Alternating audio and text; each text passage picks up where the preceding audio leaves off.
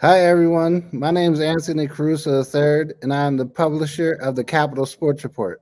I am also the host of the Capital Sports Report Live. Today, we're joined by Paige Coughlin, a future Street Outlaws No Prep Kings racer. But first, I would like to introduce my co host, Susan Wade, a longtime sports journalist focusing on drag racing. She writes for Competition Plus, Dragzine, and Auto Week. Now I'd like to introduce Paige. Paige is a JEGS driver. She is a legacy driver. She follows in the footsteps of her father, Troy Coughlin Sr., a former pro mod racer. Her brother, Troy Coughlin Jr., is currently an Elite Motorsports pro stock driver, and he has been competing since 2020. Paige has been competing in Super Comp, but this season she's going to be doing something a little bit different that we're going to be touching on. Welcome to the show, Paige. Thank you for having me. I appreciate it. Susan would like to ask the first question of this episode. Go ahead, Susan. Anthony's being generous, so they let me ask first. So, but anyway, ladies first, right? But but it's funny because what you're going to be doing is the no prep Street Outlaws no prep kings. Mhm. And my first thought was, what? She's like, what does a nice girl like you do it in a crazy, wild, chaotic sort of form of motorsports like that? It's a little bit different for your family. So Mhm. No, it definitely is different, but I think it's a good different. And, we've just been so rooted in the NHRA. I mean, with JEGS being around for 60 plus years, and my grandfather to my dad and his brothers, and now to the third generation, just we've only raced in the NHRA. And, we've dabbled in the bracket racing here and there, but we have been NHRA family. And so when the earlier, or I guess it's not this year anymore, 2021, back in April, we were at the ZMAX Raceway for the one of the first national events there, and I lost first round of Super Comp. I was like, you know what, it happens, whatever. And my brother's like, well, why don't you just warm up the pro stock car? And I was like, oh, okay, yeah, sure. Like that sounds like fun. Never done it before. And it was at that point in time where I was like, my dad has brought up about building a door car, and I was like, I love my dragster. I don't know if I want to move to that just yet. We had a great year in 2019, and we were the JEGS All Stars in 2020. So it was kind of like, I don't want to let go of that just yet. But I mean, I was ready in 2021. I warmed up that car, and I was like, you know what, Dad, I think it's time. I think it's time we build a door car. And his eyes just lit up because we are a door car family. I do admit, like, that's what my dad raced and my uncles raced. And I mean, it was weird for me to be in a dragster almost. I mean, me and TJ were racing together for as long as I can remember. And now he's kind of doing his own thing in pro stock, which is so awesome. I'm super proud of him. I love watching him go. And it's really, really neat to still have a little bit of footing left in the NHRA, but like, it was just time for me to do something different and just to kind of be myself and really make a name for myself besides being JEGS or besides being Coughlin. And I think that was like something super important to me. And so my dad was the one that went to their opening race of last year, which was at National Trail Raceway in Columbus, Ohio. And then he also went to the race down here in Palm Beach, Florida, which is at Palm Beach International Raceway. And, he really loved it. He was super excited about it. He's like, I have not seen National Trail Raceway this packed with fans who are passionate about the sport, excited to see cars going down the racetrack. And he was like, this is so, so neat. We need to do more research on this. And that's kind of where I started to become really interested in it, through my internship at Drag Illustrated. I mean, that's just kind of how the ball got rolling a little bit. So I don't know. We're really excited, and it's a little bit of a breath of fresh air in my opinion. And I can just go race and be myself and just become my own person in the racing industry instead of just being JEGS. And yeah, like my family has worked really, really hard to be where they're at. And I'm extremely thankful and appreciative for everything. And being a Coughlin is really proud. I'm really proud to be a Coughlin. So, but I want to take that even further and make Paige Coughlin something else. Paige, you were quoted as saying, if anyone does have an actual problem with me coming to no prep, that's on them. We're here to race and we want to be a part of the invitational one day. We plan on giving them all a run for their money. How Yeah, long do you think it would take for you to compete in the invitational where you have to go through the future Street Outlaws first before you reach that stage of being on the TV show? sure. That's a great question. That's just how the class was designed. You have to be invited to be in that, and I have every intention of doing it the right way and going through the future class. And whenever they choose, if they want me up on their invitational class, then I'd love to be a part of that. But until then, I'm just going to work really, really hard in the future class, kind of like establish my name, establish my racing, and to show that I am just another racer and I am a Coughlin, but I'm here to race just like everybody else. And, not everyone has been the biggest supporter of that, and that's fine. I'm still going to go out and do it. Their comments have not changed my mind. And it honestly just motivates me to do even better because then I can just prove them wrong. And it's exciting to me because I'm like, okay, people are watching, people are reading, and people are listening. So it gets more eyes on it. And I don't know. I'm really excited about this. I think the whole program is great. Sam has done a really great job. I went to a few races myself last year and got to see it firsthand. And the whole thing is just so exciting. I mean, the fans are so passionate and they really organize those races really, really well. Like I was very, very impressed. And so, if they want us in the future class for a year, then we're in the future class for a year. If it's 6 months, it's 6 months. If it's 2 weeks, it's 2 weeks. So it's up to them. And if they ever want me up there, then I'm excited to be a part of that. But until then, we'll just keep working hard and doing it right, doing it the right way, because that's important. And a lot of people don't see that at first. And, there's been racers that maybe they want to come over and just go straight into the invitational and to each their own, but that's just not how it works. You have to be invited to do that. And so that's just kind of my mindset. I'm going to do this the right way because I want to be treated just like everybody else and I want to race just like everybody else. So, yep, that's kind of my mindset. Has Chris Hamilton, also known as Boosted GT, also the race master, said anything to you about how long you will potentially be on the future Street Outlaws? He has not. I haven't heard anything, and that's okay. I'll find out when I find out. But we have our first race coming up in a little less than a month now, and my focus right now is just getting everything done before that first race. We just ordered my apparel. That'll be coming in soon. I'm really excited about that. And we're just doing some last minute touches up on the car and getting the paint done. And, that's kind of where my focus is. And, my time will come. And I know that if they want me to be a part on their show, that I'm going to have to earn it. And I respect that. Yes. When we see the show on TV, this shows a win light for the person who won, or they showed on the TV saying this person won. What kind of speeds or horsepower does these No Prep King cars have? There's a speculation that they run like 3.8 or 4.0s. Sure. Yeah, and we actually don't get any time slips, so that's different, especially for me coming from bracket racing.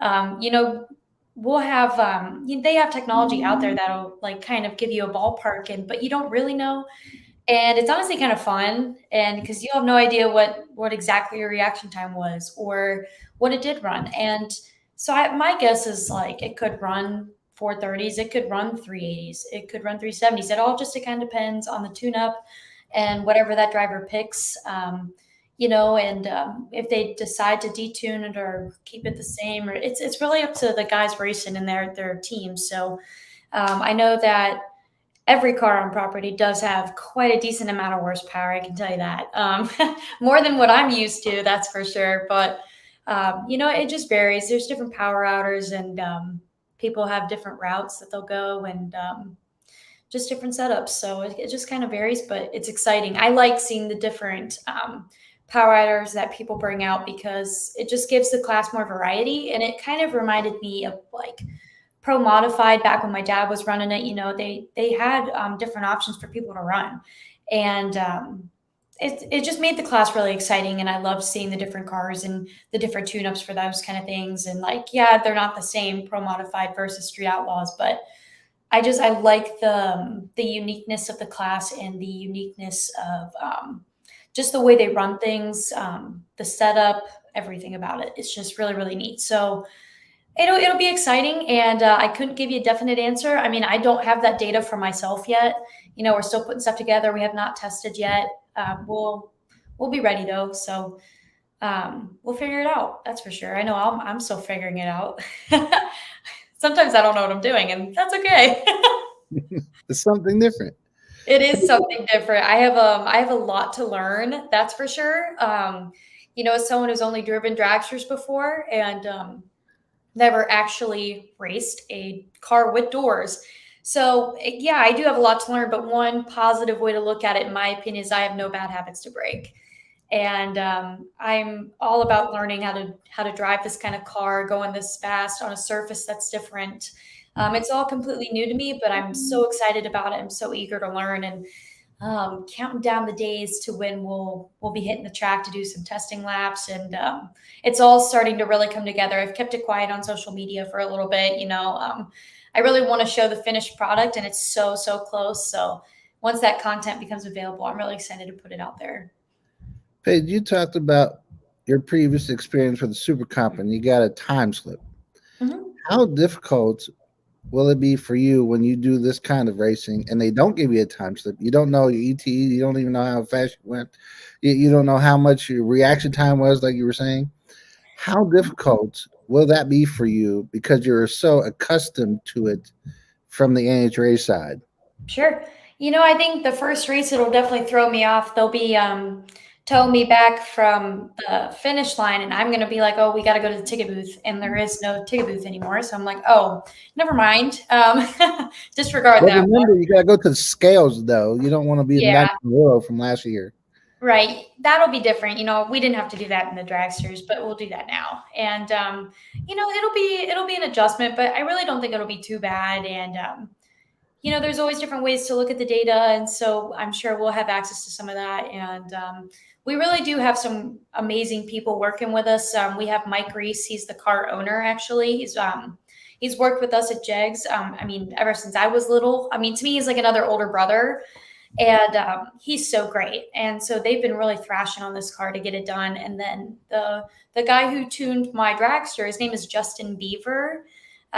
He's coming along with us, and I'm really excited to have him on. It's they're like brothers to me, and I don't know, it's like the little trio. I don't know. It's it'll be great. And the guidance of Steve Petty, he works on Ryan Martin's car, but we go way back with him.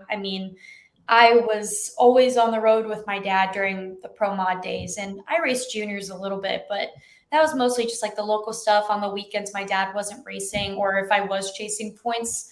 But I loved being on the road with the Pro Mod team, and that was Mike Reese, Justin Beaver at a time, and then Steve Petty. And there are a few other guys, but those guys have really stuck with it, and they're like family to me. So we're definitely going to have some awesome equipment. We're gonna have a car that's ready to race, and we're going to be competitive. And I think it's going to be a great year. A lot to learn, but it's going to be a great year. Your car is named the Golden Child. Yes, it With is. your dad and brother having pro mod and pro stock experience, how would one of those cars compare to this new car called the Golden Child that you're going to race in a few weeks? Sure. My dad has actually raced this car before. He has driven the 92 Camaro.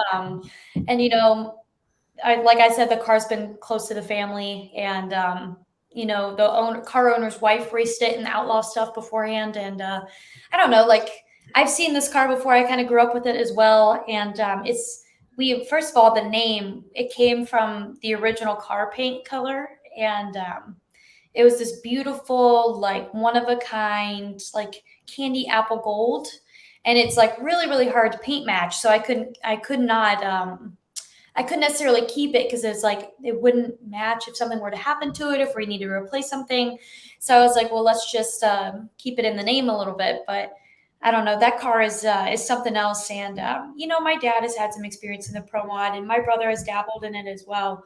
And yes, it is pro charged, and my dad was more of a turbo guy, and that's just what he ran the last couple of years of his career. And we'll have pretty similar setups. But just, the routine of just being all at the racetrack, working with the same people. Yes, the races are different, but it's a similar atmosphere, I would say. And I think there will be some definite overlap, but again, we don't have a lot of data or knowledge to go off of yet because we have not taken it to the racetrack. But I'd say pretty soon we will be.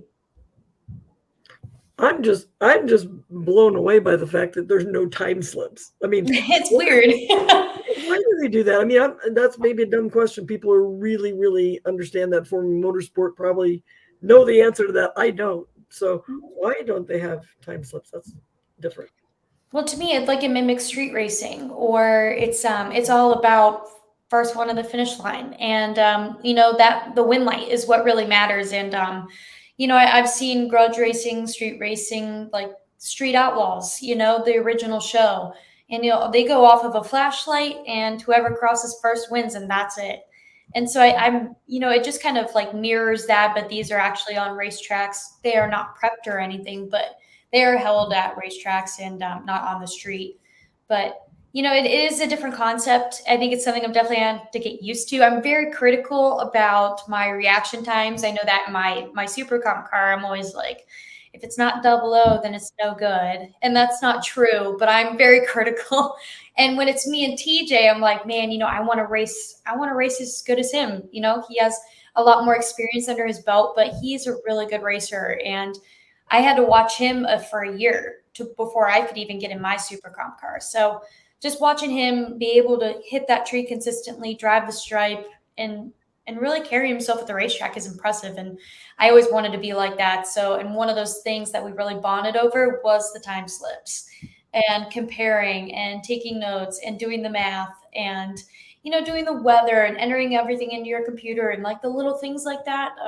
So it's definitely going to be different. It's going to take some time to get used to, but I think it'll be fine. Well, I know, not to belabor the time slip thing, but I remember your Uncle Jeg telling me that, or somebody told me that when one of his brothers would, maybe it was your dad, would get mad and wad his time slip up and throw it away if he didn't like it or whatever. And Jeg would go get it out off the floor and open it up and study it and say, hey, look here, look at, and he'd point out certain things that would actually help. So I think in that sense, the time slip itself is an instructor. So, but if all you're worrying about is I got to get there to the finish line before that guy does, then I guess it doesn't matter.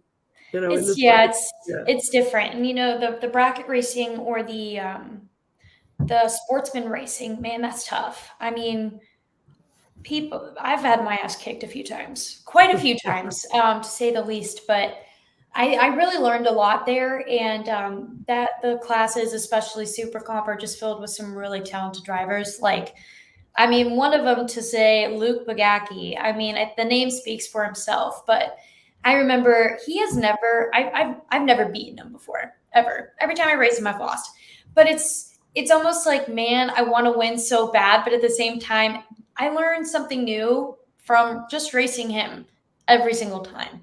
And it's really cool. And I was like, okay, like I could have done X, Y, and Z better, but watching him drive is insane. And when I runnered up to him in 2019, I just remember like standing up there with him, and I was like, I can't believe I'm actually standing up on this stage with Luke Bagacki. Like, what an honor it is. And, I tried to give him a run for his money, and I think I held out pretty far. I was like, I was proud of myself there. But hopefully we made him nervous a little bit, but he is a talented driver. And, him and TJ go way back, and they are like, that's how I learned the importance of a time slip. And now that we don't necessarily have that tool, I mean, it'll be a learning curve, but I mean, isn't it all? And, thinking about the times where I've looked at my time slip and been like, oh my gosh, that's gross. I don't even want to see it. And then TJ will do the exact same thing. He'll flip it over, look at it, and he goes, okay, well, here's what you went wrong, but like you were right on the right track. Or maybe if you did this instead of this, then you would have won the race. And it's like, oh, okay. Like for me, I'm a visual learner. I have to like physically see the math to be able to understand like what I did wrong, what I did right, and what I can do better next time. And so, yeah, it's going to be different, but hearing that about my dad and the time slip is funny because I'm not far off from that sometimes. You know, when you get mad, the time slip is just a reminder of that wind light not turning on. And I'm like, I can't look at that, but it is helpful. It is helpful. So we'll make up for it in other ways, I'm sure. But yeah, it'll be different. Yeah, I was going to say, you're going to find other yardsticks for yourself, you know. Yeah. So, but you know, and you've already touched on the fact that it is an invitational sort of a thing. So, but how do you, I mean, like in NHRA, you have junior dragsters, and then you have the Lucas Oil Series. You could prepare to step up to the next level. How do you? I mean, we have the futures, but I guess you can't just go to a race and go, that is cool, I want to do that, and just show up with a car. You have to do you have to go through a licensing procedure, or do you do any sort of things like that just to get invited to the futures part of it? Actually, believe it or not, you can race with like my super comp license is fine for no prep, which I thought maybe I had to have a pro mod license or at least a top sportsman license, but I don't. My super comp one is just fine. So I'm like, oh, okay, well, that's easy. One less thing I have to worry about right now. And but no, you can show up, show interest, and if you're good for TV and you prove your worth there, and they find that, you know, then you could get asked up, but it's ultimately up to them. And you know, it's a TV show first and a race second. And that's kind of what's different from NHRA because, I mean, realistically, once you do get your license, you can just go race in NHRA.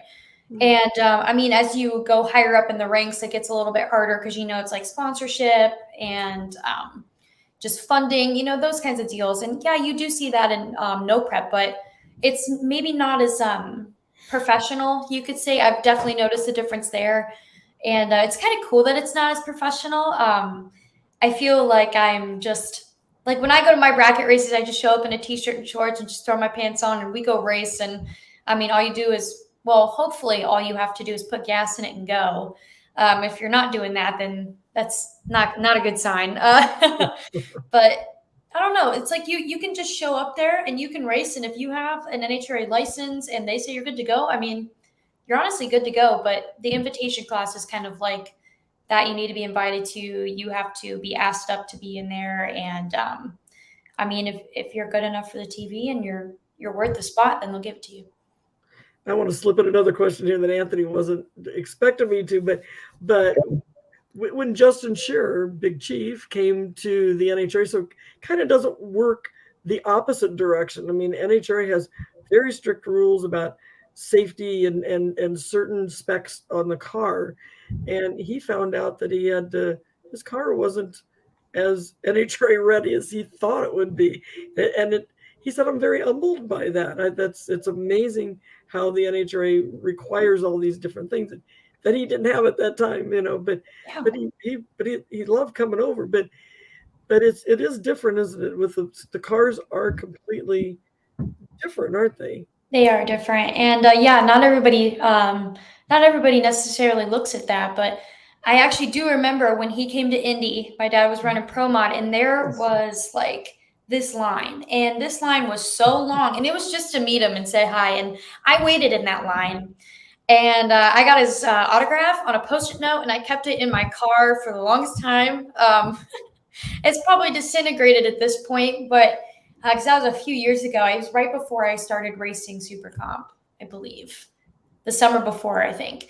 And I just thought it was so cool. I'm like, oh my gosh, Big Chief's here. Like, oh, this is so cool. And like I stood with my dad in the line and just waited. And he was like, looked at my dad and he's like, well, why did you wait in line? And I was like, well, why wouldn't we wait in line? Like everybody else waits in line. Like, I'm not going to cut all these people. But, you know, yeah, I remember that. But yeah, it's definitely different. And I've seen some like of those guys, you know, try other classes to race, and it is different. And it just kind of brings out the beauty in it though a little bit. And, it does make you appreciate the different types of racing, even though you are still drag racing, it's still in a straight line going from point A to point B, and you're still hitting the same tree. I mean, in an aspect, but it's definitely humbling. And it gives me, now that I have like NHRA experience and I've watched my dad, I've watched my brother, driven a car myself, I hold a high respect for those drivers. I mean, especially my dad. I mean, to me, he's like one of the best race car drivers of all time. And I might be a little biased, but besides the point, I see what he does and how he just made everything look like a piece of cake. And I'm like, why do you make it look so easy? And I'm like, well, you're just really good. And that's it. And I want to be like that. And, now I'm coming over and seeing how these guys drive, and it is a totally different ball game. And, I have a high respect for them as well, because you have to drive those cars. You can't just floor the gas pedal and hold on. I mean, you can do that with a pro mod, but like that's a prep surface and this is a non-prep surface, and you do have to learn how to drive on different surfaces, and it does matter. It does make an impact. And I think that's going to be one really big thing to learn when I get into this other car, because I've never done something like that before. But, I do have a high respect for both sides, knowing now what I've seen through. I became friends with Justin Swanstrom through my Drag Illustrated internship. I interviewed him for a story. And so we kept in touch because I was trying to learn about the class and like what it took to be on the invitational or just the future class. I'm like, I want to learn more, but I didn't totally give it away what I was doing just yet. And so like he invited me out to one of the races to just come check it out. And at that point I told him what I was thinking of doing. And so just seeing how those teams function versus an NHRA Pro Modified team function, very different, but high respect for both. So it's a lot of work. Susan brought up Big Chief. We've actually, both of us have previously interviewed him about 6 years ago now at Old Bridge Township Raceway Park, when the NHRA brought him out to the racetrack and did like this special thing of take the cars to the track, not on the streets. Yep, that's neat. They're pretty cool. I'd have to say, like, I thought he was awesome to talk to, but one of my favorite original cast members was actually Murder Nova. And I loved him, and I still think he's a badass. And actually named my dragster after that. I called it Murder Dragster because I had it all blacked out. Well, as much as I could have it blacked out. And then I got an all black scooter, and I named it Murder Scooter because I just thought Murder Nova's car was just so damn cool. And I'm like, oh my gosh, let's just try to mimic this in my dragster. Now it's amazing to me to even think about that. I'm going to be at the same racetrack racing a very similar car with him, with Murder Nova. I'm like, I'm going to be at the same race, not just as a spectator, but as a driver. I'm like, I never thought that would happen. I never pictured myself being on that level or like that type of racing. And now that we are doing that and fighting to be someone like him in the racing world, I'm like, wow, that is insane. We've come a long way, still have a lot more to go, but like, it's mind-blowing to me. I'm like, I can't believe we're actually doing this. Paige, I would like to ask you about this. I'm going to bring up a picture onto the screen.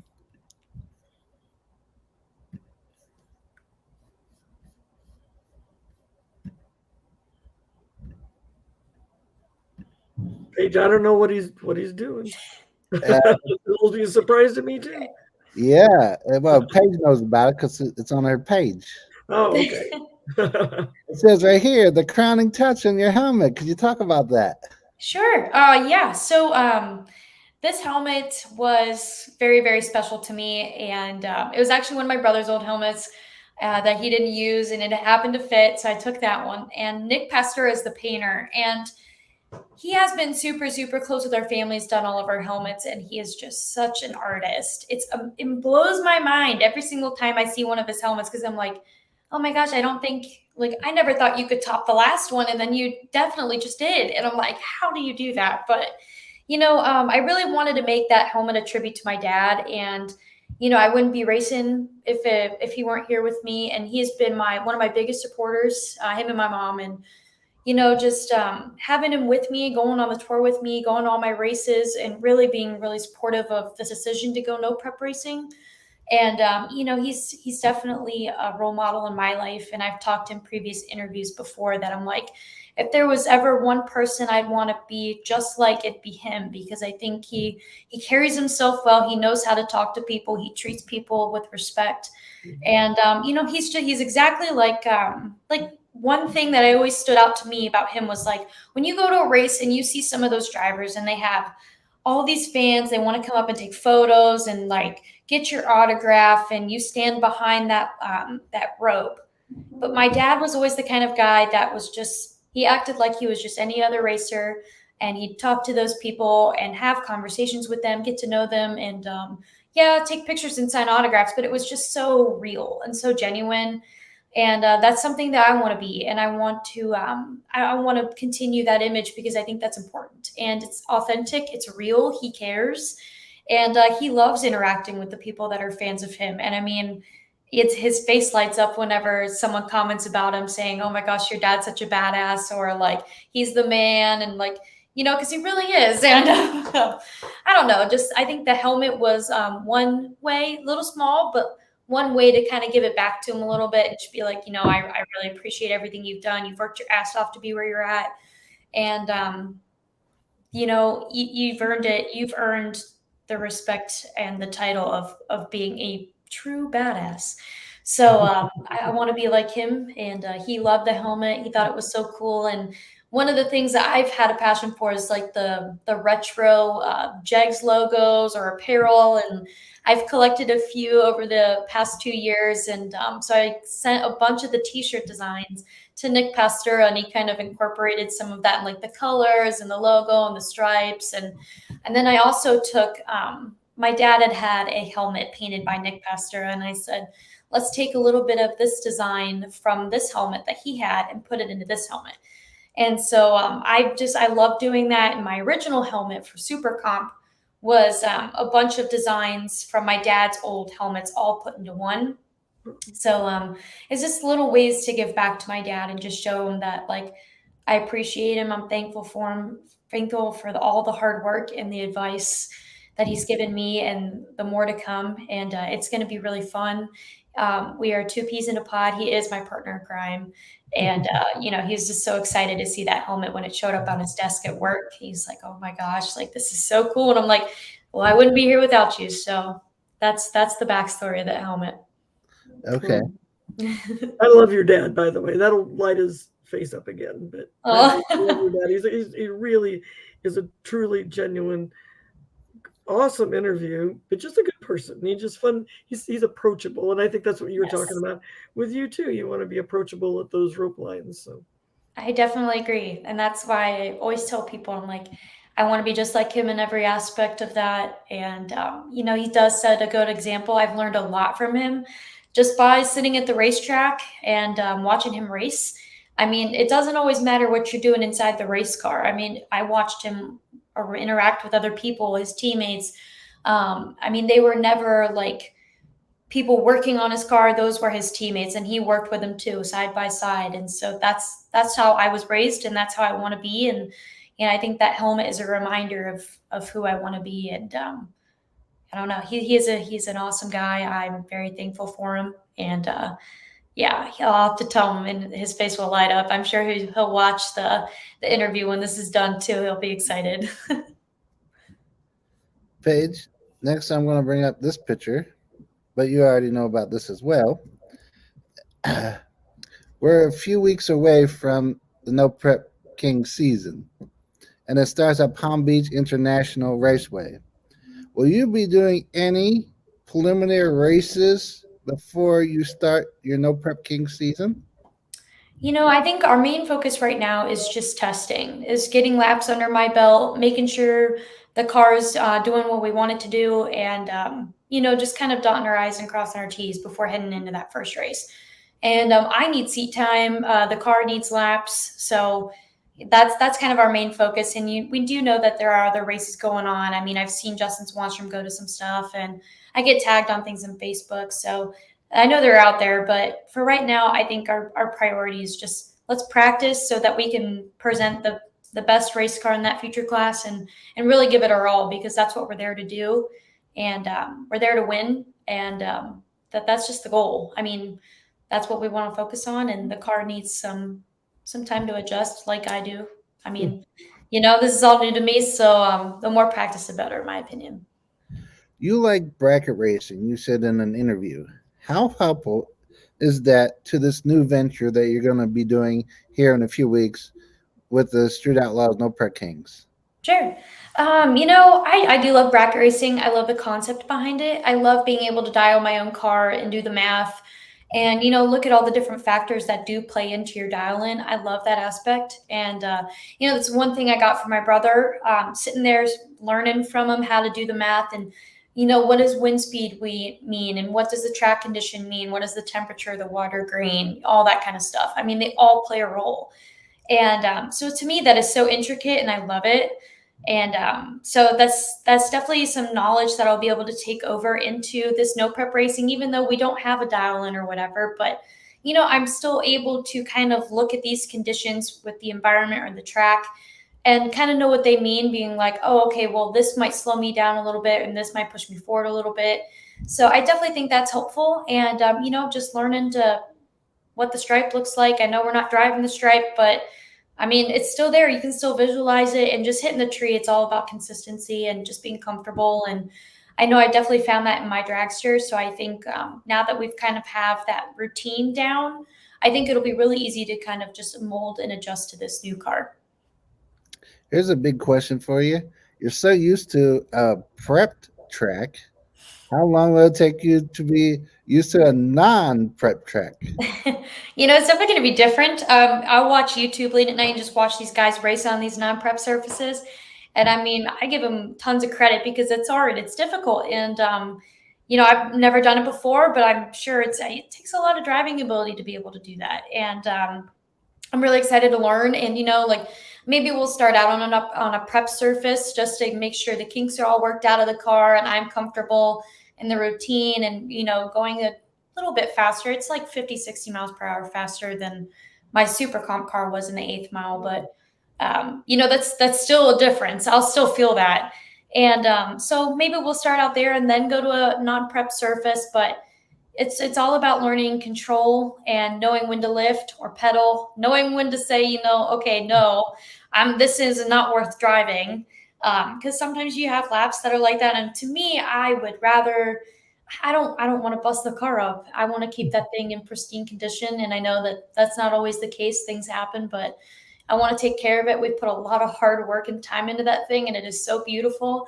And so learning how to drive right, whether that means I don't turn on as many wind lights or I'm slower, then to me, that's worth it because that car is so beautiful and I want to learn how to do it right. And if that takes time, then it does. But I think that'll be worth it in the long run. So yeah, it'll be different, but I'm excited about it. I'm excited to learn something new. You said it's going to take some time. How long do you think it would take you to make it onto the big show and be on the Discovery Channel? It's a great question. And I honestly, I don't have a direct answer because it's not up to me. And, it's up to Sam. And like I said earlier, it's a Sam TV Corkus, show the first. executive producer. What was that? Sam Corkus, the executive producer? Yes. He kind of like decides who's ready for the show and who's not. And, right now, I think we're just focused on doing our best in the future class. And like I said earlier, it's a TV show first and a race second. So if we're good for TV and this car is good for TV, then maybe they'll give us a spot. But until then, we got to work for it just like everybody else. And I'm fully prepared to do that. I know my guys are fully prepared to do that. And, I was raised to work for the things that I want. And so that's exactly what I plan on doing.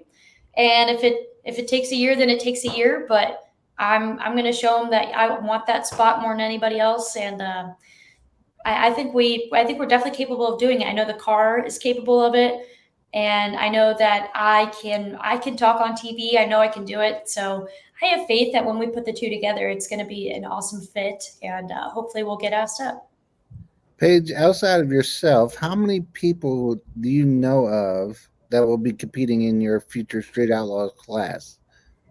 Let's see. I know Kaylee Mills was in the future class. Right now with it The being in daughter between of Dwayne seasons. Mills. Yes. With it being in between seasons, I don't know who's had offers and who hasn't. Okay. So I don't really know who's going to be filling the future class field. I don't know who's going to show up. Kaylee might have gotten an offer from a team. She might not have. I'm not sure. So I think that'll be something that we'll learn in Palm Beach when we show up to the first race. What do you think it would be like when you participate in your first Street Outlaws No Prep Kings invitational event? Like actually a big show. After watching Justin Swanstrom kind of like go through the motion of being on the show, I'm like, wow, this is so different than what I'm used to, but this is so cool. And I think it's I would just feel extremely proud of everyone who has been a part of this process to get us to where we're at. And I feel that now, but like being able to be on TV and showcase this car and represent myself, represent the name Golden Child, represent Coughlin, and represent JEGS is really exciting to me. And I think that'll be a big moment where it's like, wow, this is all actually happening. And I'm really looking forward to that feeling. But I think I'll even feel that in a future class. Like I'll be the first Coughlin to ever leave the NHRA and do something different. And it's everyone's been talking about it. And I mean, they'll notice when I'm there. And I'm the one that's going to stand out compared to what my family's done. And I'm ready for it. I'm excited about it. And I think it's just a door for a lot of opportunities, and I'm ready to take those and make them my own. And but I think the invitational is so cool. And if we get the opportunity to run that, then I think it's just going to be so overwhelmingly awesome. Like I don't even know how to describe it because it's so cool. And I don't know. I picture that sometimes. I think about it, and I'm like, man, I'd be racing with some of the best street drivers out there. Like these guys are good. They're here for a reason. And now it's my turn to prove that I'm worthy to be here. And I have big shoes to fill, obviously. I mean, Ryan Martin, badass. Kai Kelly. You got Lizzie Musey. She's done great. Justin Swanstrom, the newer kid. And there's plenty more. But I think it's going to be exciting. And there's a lot of different characters, a lot of different personalities. And I've met some great people, but I've seen a lot of drama, and it's cool. It's different, and it's exciting to me. So I really want to be a part of it, and hopefully we can be. Do you see any way the NHRA can borrow or will borrow from the Street Outlaws and No Prep Kings? They're so popular today. What do you think the NHRA can do to copy and boost its bottom line from working with these drivers? I know from covering the sport for 15 years, the NHRA has brought the Street Outlaws out to do like exhibition,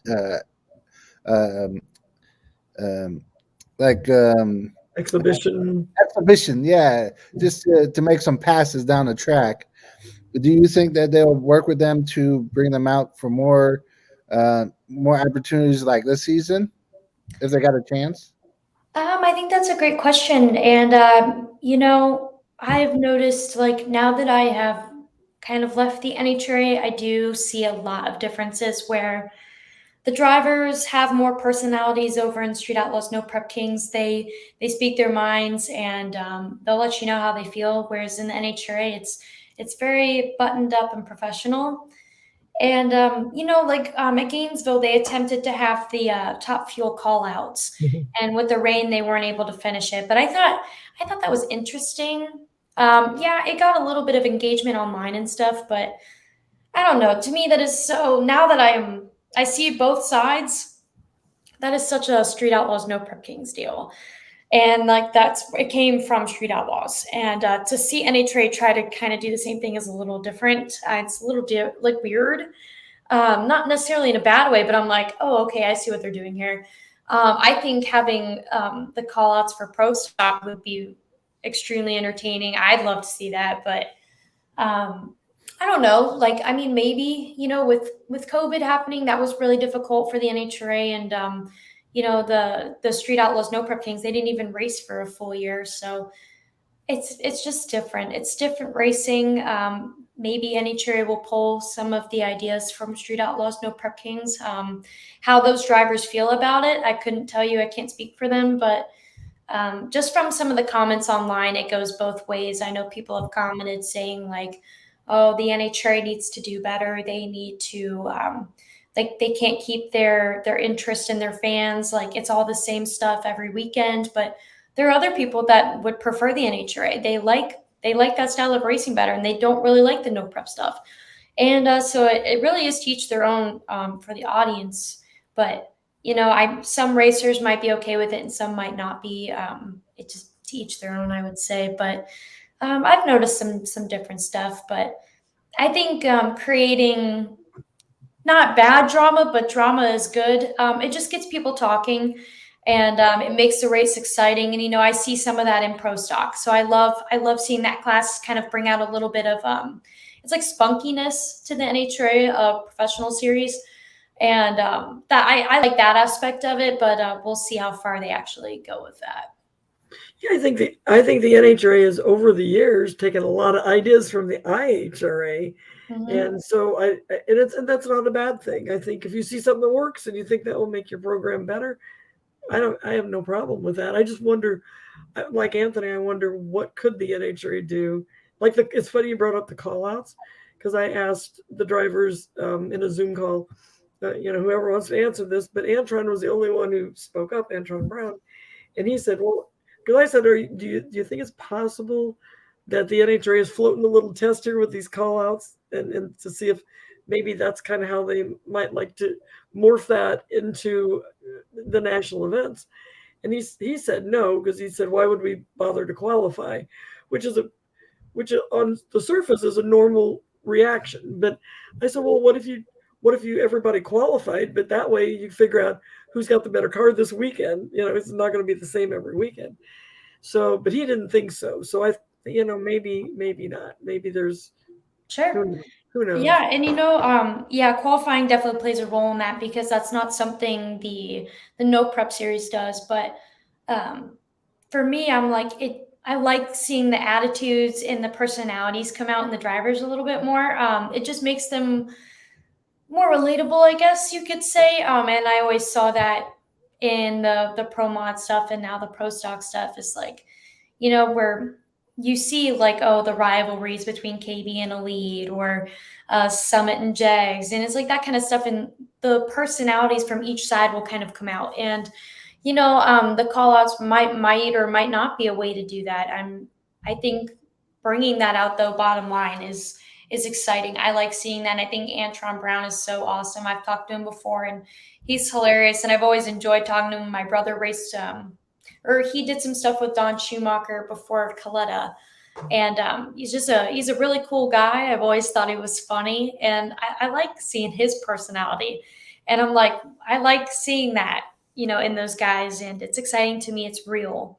And so I think that's one thing that really drew me to the no prep stuff, is like, these people are real. They're being like, they're just showing who they are. They're speaking their minds. And whatever they're saying is how they feel. And if you don't like it, then too bad. And then that just kind of creates drama, it creates conversation, and people talk about it, and it blows up on the internet. Who knows? But yeah, I think personality and being able to show that a little bit is important.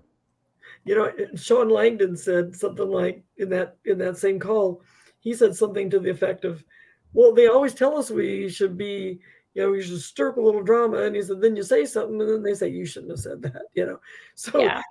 He said, I think the call out is a place where maybe we can have a little free reign there. So, right. Yeah. And the rules are they're different. They're different over there. And I'd never really had to experience that being in Super Comp. But, watching my brother go through that, my dad go through that stuff. And, that's not a thing over no prep. So I'm excited about that. You can be truly yourself, and it's exciting. And you don't necessarily have to have like the NHRA filter, in my opinion. That's kind of what I call this, NHRA filter. Is there any filter in the No Prep Kings? Maybe they have a line you can't cross as well. Are the inmates really running the asylum, or is there something to move we'll find out. Not that I know of, but for TV. Yeah. It is a TV show, but like, for me, I mean, I'm not one to like totally go out there and like really, really start talking. I need to prove myself a little bit more first. In my opinion, I can't be all talk and no bite. So, I'm learning, I'm watching these guys do, and I'm like, oh, okay. I'm like watching the way they talk and interact with one another, and like who's buddy with who and who doesn't like who, and just kind of sitting back and observing. I think that's the beauty of the future class as well.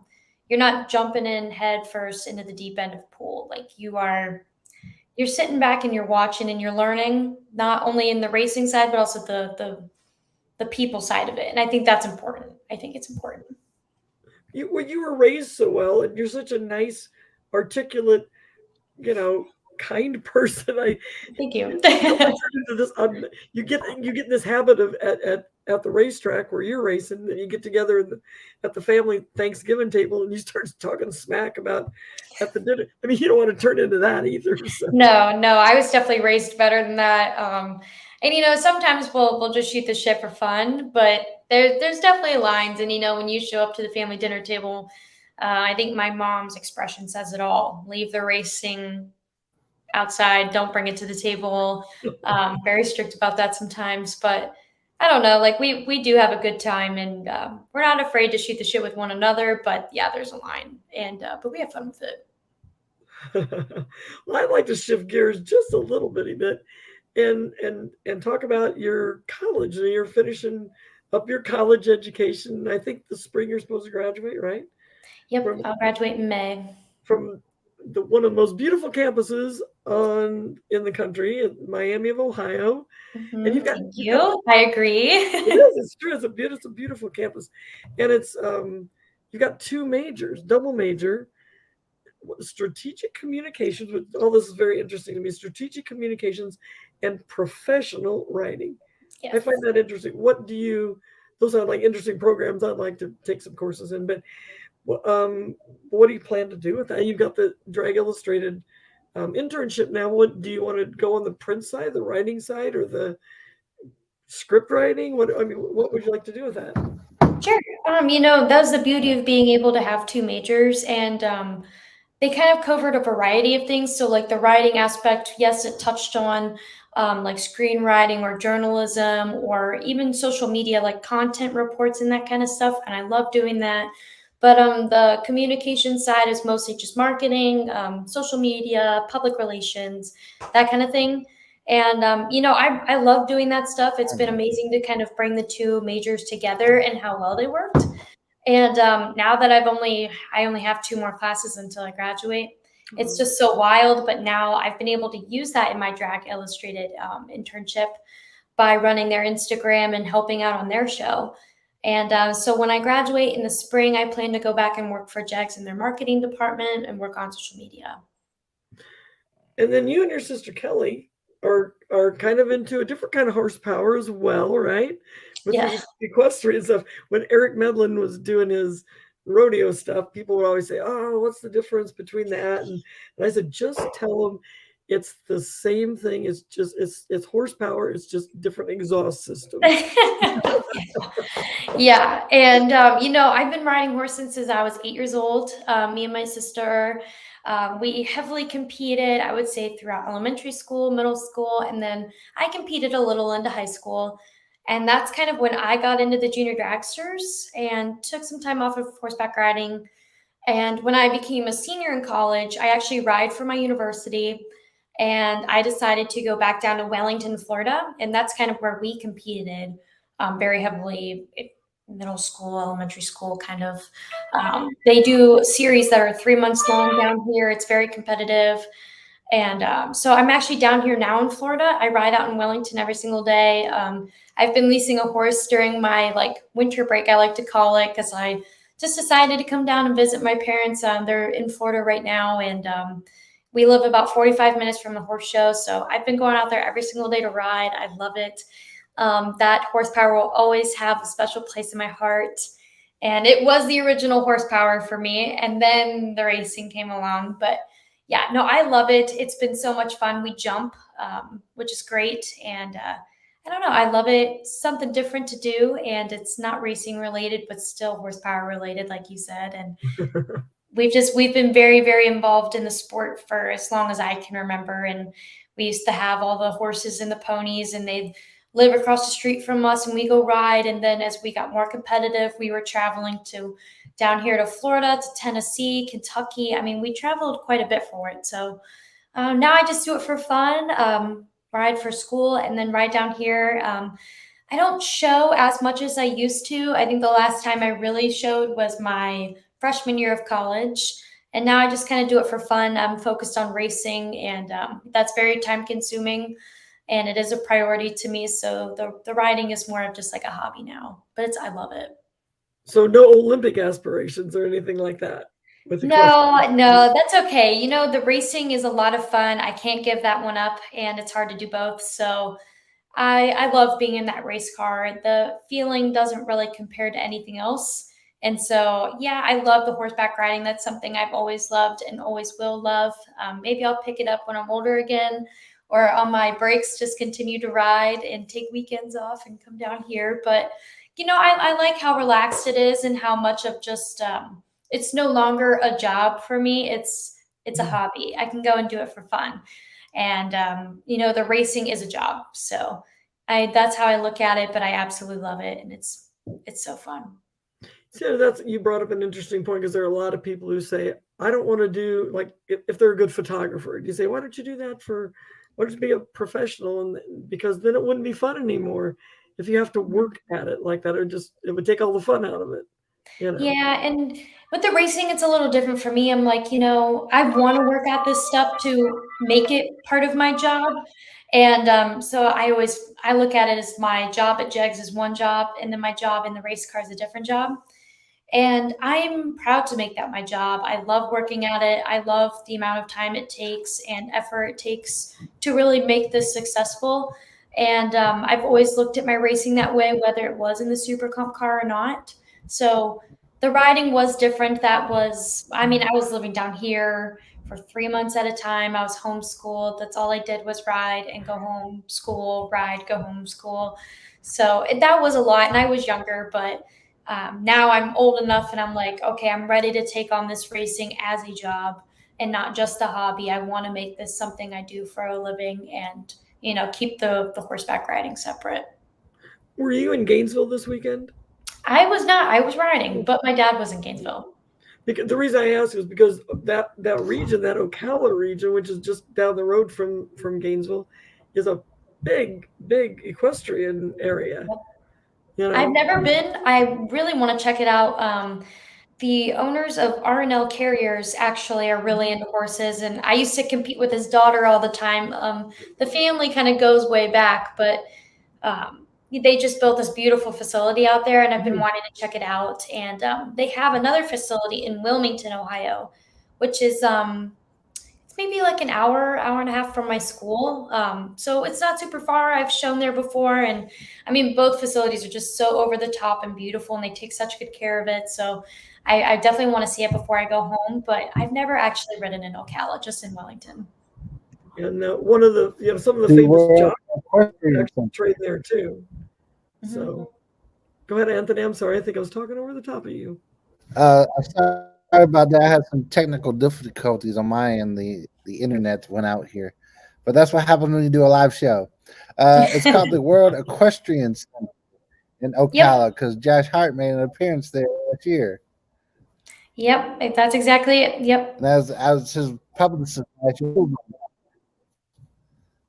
It looks like a super facility. Oh my gosh. Gorgeous. From what I've seen online through just the internet or social media, people being there, I'm like, wow, that is something else. And it looks immaculate and over the top. And I want to see it really, really bad. I need to make the day trip just to go check it out, because I've only heard positive things, and just the images I've seen, I'm like, oh my gosh, that you ride there? Like, wow, that's gorgeous. So like a resort. I'm sorry. Looks like a resort, doesn't it? A little bit, yeah. It's like they have the big hotel, and there's a riding ring right by there. And I'm like, oh my gosh, you could be staying in that hotel, look out your window, and you have all the horses out there. Some questions, because it's going out on my end. Anthony is still having technical difficulties, I think. So It happens. no, I know. I can hear you, Anthony. I don't know can you hear Anthony, Paige? Bits and pieces, yeah. Yeah. Anthony, you want to give it a try and see if you can come through? The sound can come through? Anthony? Nope. Now we just have a real pretty picture of you now. So.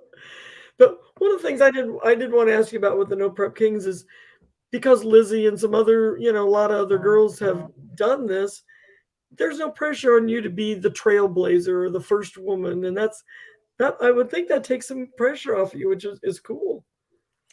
It's definitely different. I see Lizzie Musey, and yeah, she has definitely made a name for herself in the no prep racing, and she's the only girl on the show at the moment. So I want to be like that. I want to be on the show. I want to make a name for myself like she did, and I want to bring another girl into the field. I think it's time, and there's Kaylee Mills as well, Mhm. and I know both of us want to be on the show, and we want more girls on the show. I think it'll be fun and kind of be like, oh, well, which girl can do better and which girls can beat all the guys and that kind of thing. So I don't know. It's just like friendly rivalry and that kind of thing. But I think it'll be fun. It'll be different. And I think it'll be exciting to have more girls coming up into the show.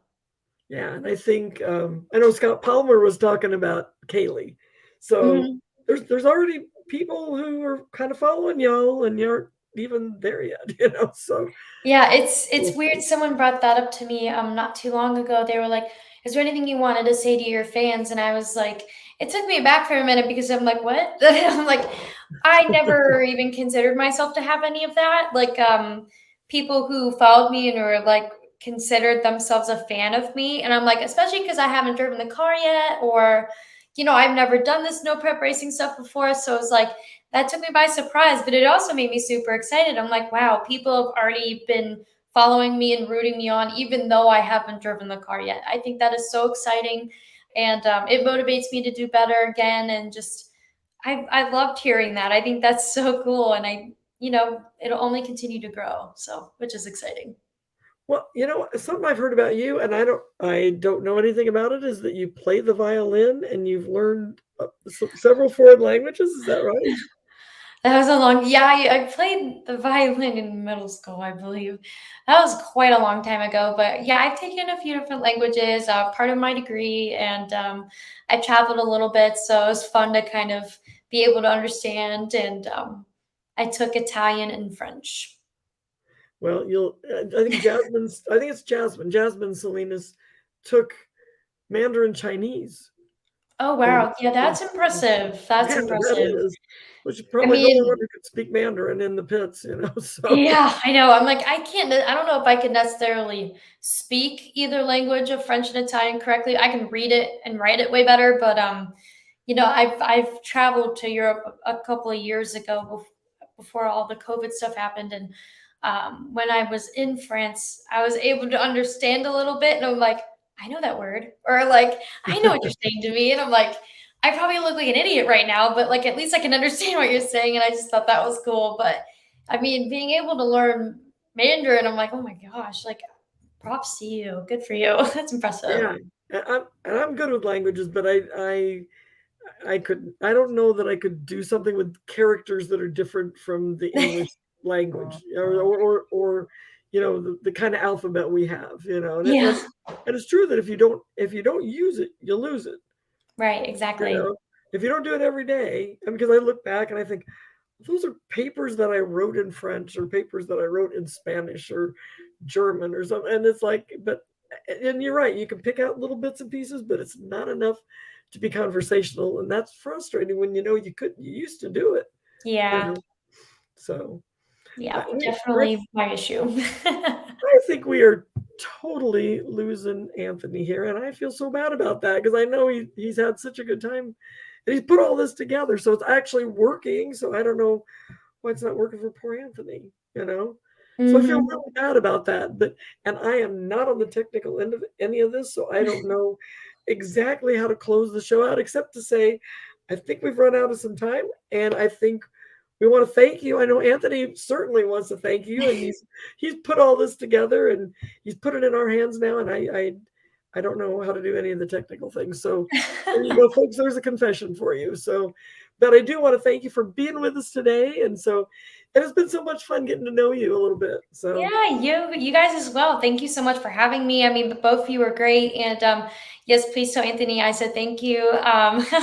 And technical difficulties do happen. Usually that's my luck. I'll be on a show or something and then totally cuts off, or it's happened to me before where I'm like, shoot. This is good, but no, I definitely understand. No worries at all. And it was an honor to be on your show. Oh, it was really, really our pleasure to have you. So, because you're just a lot of fun, and I'm going to turn on that TV and watch you. So thank you. I'm excited. It's another wild concept. We might be on TV, which I'm like, that's also really wild, but I'm excited about it.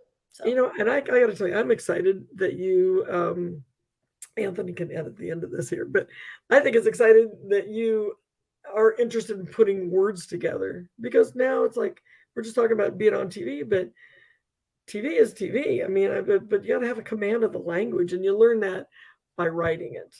I think. Agree. I definitely agree, and I think we're gonna do a great job, and I think we're gonna surprise a lot of people, and hopefully hurt some feelings. That's the goal. Don't hurt mine. Not yours. Just we want to turn on the wind lights. And the other guy might have his feelings hurt, but oh well. Too bad. That's what he gets for being out there, right? Yeah, exactly. You got to have thick skin. And you're gonna get yours hurt too. So that's right. Exactly. That's how you learn, though. So I'm all for it. I'm open to learning, and if I don't win because of it, then I understand. Just put it back in line at the next race. And then when you do, just hey, well, what is it? Bobby Bennett always says that competition plus badassery is a good thing. I like that. Yeah. So, hey, thank you so much. I appreciate that. Yeah, thank you. I guess we'll just sign off, and Anthony can edit this later. So. Alrighty. Well, thank you so much. Say hi to your family for me. Oh, I will for sure. And Woody, of course. Yeah. Okay. Thanks. Yeah. Bye. Bye-bye.